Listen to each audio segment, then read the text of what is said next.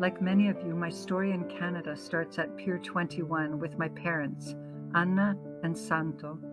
They both fearlessly and unselfishly emigrated to Canada from Italy in the 1950s to seek a better life. I was born not too far away from where I'm speaking now, in a largely ethnic neighborhood where my parents still live to this day. They instilled in me, and sometimes the hard way, a passion for family, a sense of honor, support, generosity, and integrity, not to mention the incredible Italian food around the dinner table. My newer parents, Sunbok and Yulchi, also immigrants from South Korea, share those same core values. While other countries shut immigrants out, Canada remains inviting despite the ravages of the pandemic. Diversity is our most important natural resource, and we should continue to express this by being a haven for those seeking a better life, including refugees and family reunification. It worked for us. This is our story.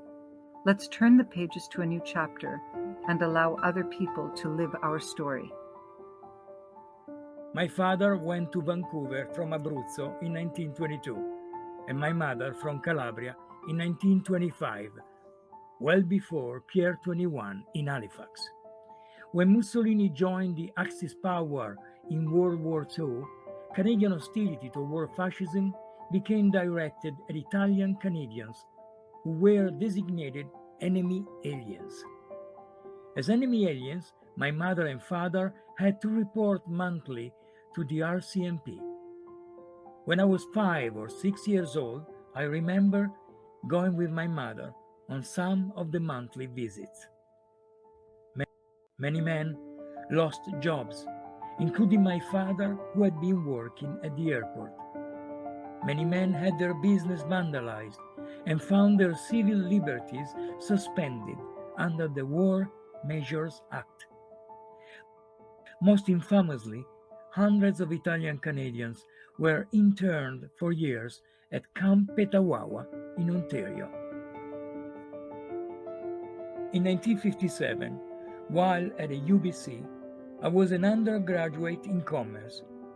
I was asked by my economic statistics professor, Tadek Matuszewski, what I wanted to do in life. As I'd done well in his statistics course, I was one of his lab assistants. When I told him I wanted to be a lawyer, he said I shouldn't, because I didn't have the right name. When the Europeans first landed in the New World, they did not come to an empty, uninhabited place.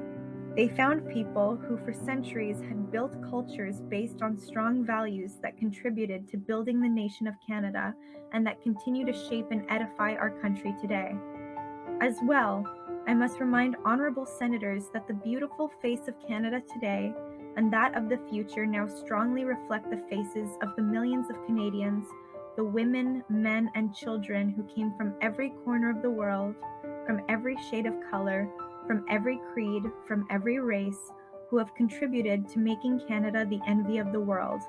They came with their values, their customs, their vision, their hopes and their fears to build a place for their families and build their future, Canada's future.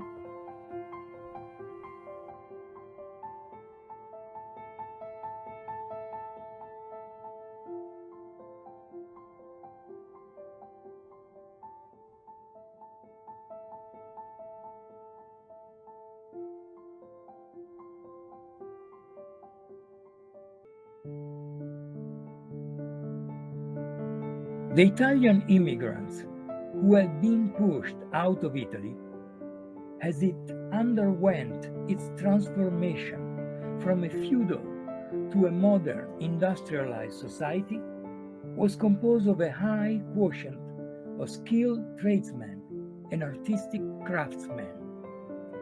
Carpenters, masons, bricklayers, and concrete formers came to Canada, along with skilled craftsmen and artisans in stone cutting, sculpting, stained glass, and metal work. So, do I think that artificial intelligence is a big player in this game? Yes. And over the next few years, it can take over a lot of roles and responsibilities. I'm not the type of person that thinks, oh, the computers are coming, so we're out of a job. I think that we have to upskill. I call it upskilling. The skill set that I have today is definitely different than the skill set I had 5 years ago. You need to be personally curious.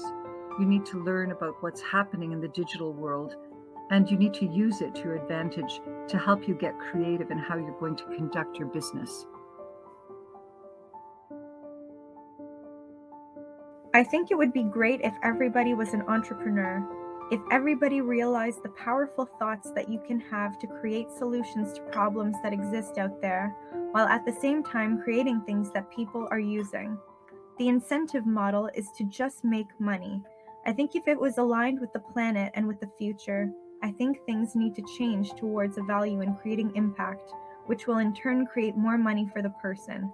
So I'd like to see a shift with incentive models toward impact creation. And the better brands and the better companies that create better impacts on the world and help people are going to be the ones people are going to want to associate themselves with. It's a cycle that needs to be created. Is what you're doing good for the planet, good for people? Or is it about making money even though you're going to be a little bit deficient on certain things that people really like trustworthiness and transparency, and having social capital and doing good for other people and all those positive things? I think it would be great if people had those qualities. I think the whole industry, the province, and the whole country moving towards sustainability is of utmost importance.